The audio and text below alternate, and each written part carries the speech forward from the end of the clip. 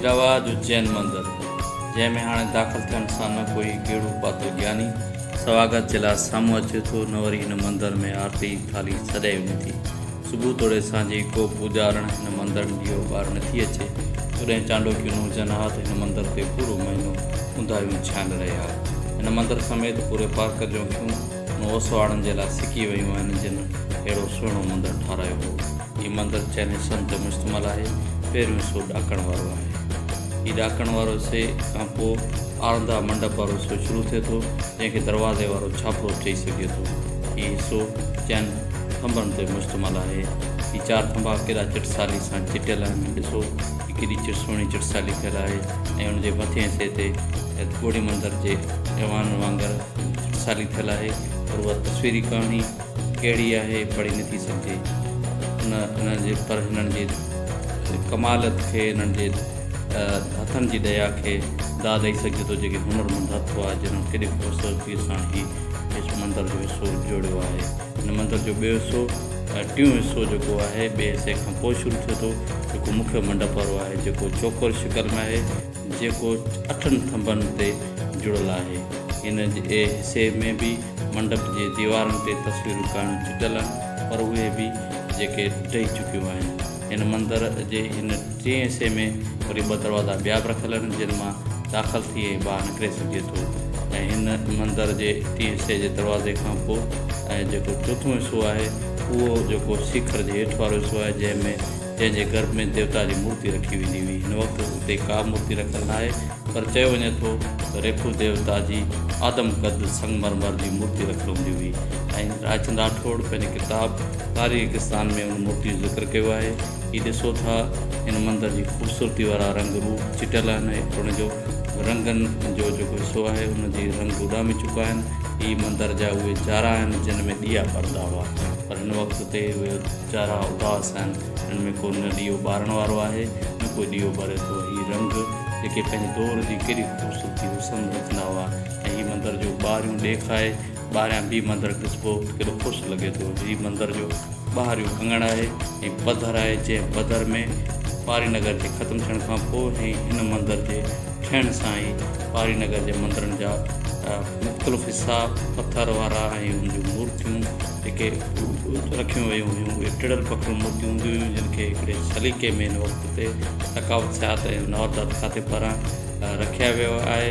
हीअ मंदर जूं मूर्तियूं हीअ पथर जेके पारीनगर जे पथरनि मंदरनि जूं आहिनि।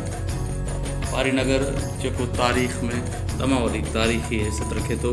पारीनगर जो शहर कॾहिं ॿधाइणो ऐं कॾहिं ॾाठो वियो मुकमल तौर ते पर चयो वञे थो त 1224 में जेका आहे उहो हीउ पारीनगर जेको आहे उजड़ियो ऐं हिन मंदर में तव्हांखे मोरनि जा टहुका मिली सघनि था। मोर जेके उहे नचंदा नज़र अची सघनि था पर माण्हू खे ॾिसण सां मोर तां खाए निकिरी वञनि था। हीउ मंदर जूं जो अंगण आहे उन में पारीनगर जे मंदरनि जूं मूर्तियूं ऐं पथर सजाए रखिया विया आहिनि ऐं तव्हां पूरे हिन पथर खे कहिड़े सुहिणे सलीक़े सां सफ़ाई कई वई आहे।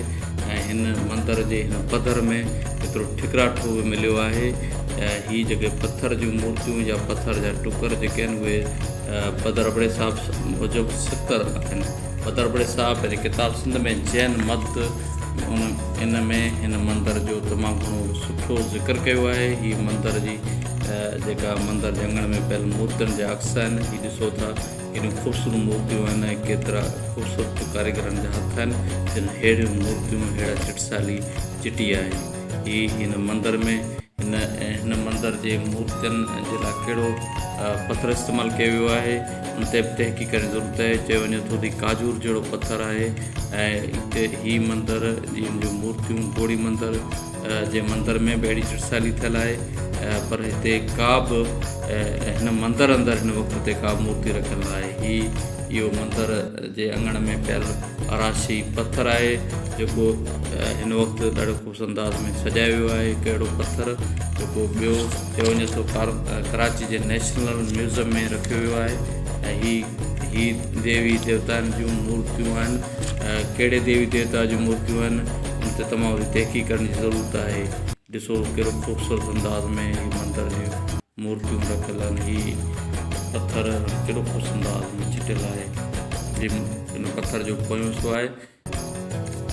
उन सां गॾु ही मंदर जी मूर्तियूं ऐं उन्हनि जूं ते तमामु तहक़ीक़ करणु ज़रूरत आहे। असांजे जेका शागिर्द ख़ासि तौर ते जेके एंथ्रोपोलॉजी शागिर्द आहिनि, इल्मु बशरियात जा शागिर्द आहिनि, उन्हनि जे लाइ या आर्कियोलॉजी जा शागिर्द आहिनि, उन्हनि जे लाइ बि हीउ मंदरु स्टडी पर्पज़ जे हवाले सां तमामु अहमियत रखे थो। हीउ मंदर जूं मूर्तियूं ऐं तमामु केतिरियूं ख़ुशि अंदाज़ में घड़ियल आहिनि।